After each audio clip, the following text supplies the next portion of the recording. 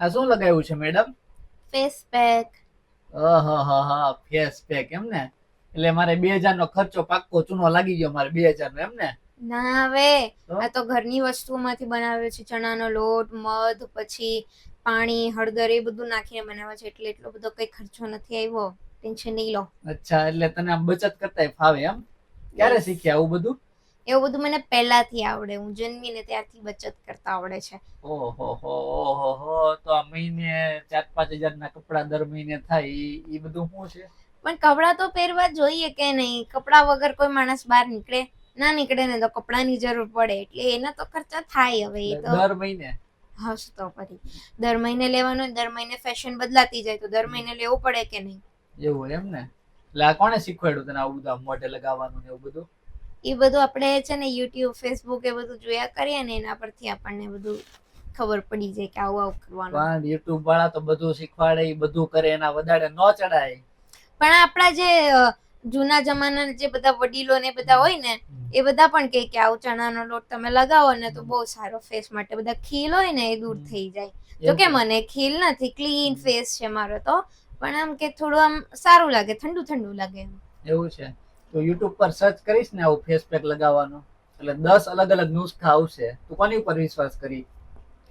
પણ મેં સર્ચ નથી કર્યું હોય. પેલું આપણે આમ સ્ક્રોલ કર્યા કરીએ કે નહીં બધા વિડીયો. એવું સ્ક્રોલ કરીને એમાં 70 વસ્તુ આવતી હોય તો કેટલું કેટલું એપ્લાય કરીશ?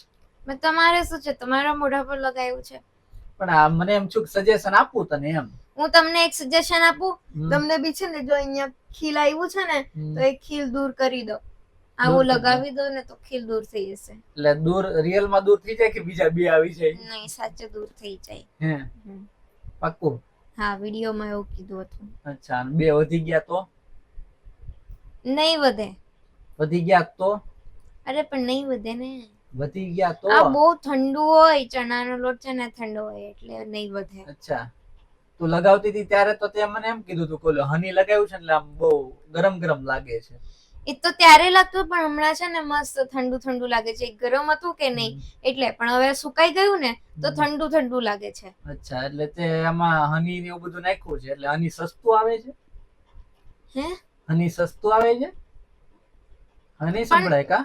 પણ તમારે શું છે કે આમાં આખી બોટલ વાપરી લીધી, એક બે ટીપા નાખ્યા. આ આવું દરરોજ નું થયું હો તારું. હું ખાલી આજે બોલ્યો એટલે.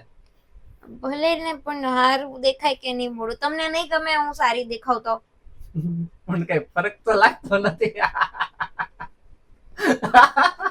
તમે જાઓ તો તમારે નહીં જોવાની મને. તમે દરરોજ તું હની, ચણા લોટ ને ફલાણું ઢીકડું બધું ચોપડે જો, પણ ફેસ માં કઈ ફરક તો દેખાતો નથી. તમને દેખાય, તમે મને જોતા નથી એટલે તમને દેખાય નહીં. બાકી મારા ફેસ પર બહુ ફરક આવે છે. પહેલા થોડા થોડા પિમ્પલ્સ હતા ને, તો હવે વધી ગયા છે. મતલબ પિમ્પલ્સ જતા રહ્યા છે. એ જેટલા બી હતા ને એ બધા પિમ્પલ્સ જતા રહ્યા છે. એવું છે?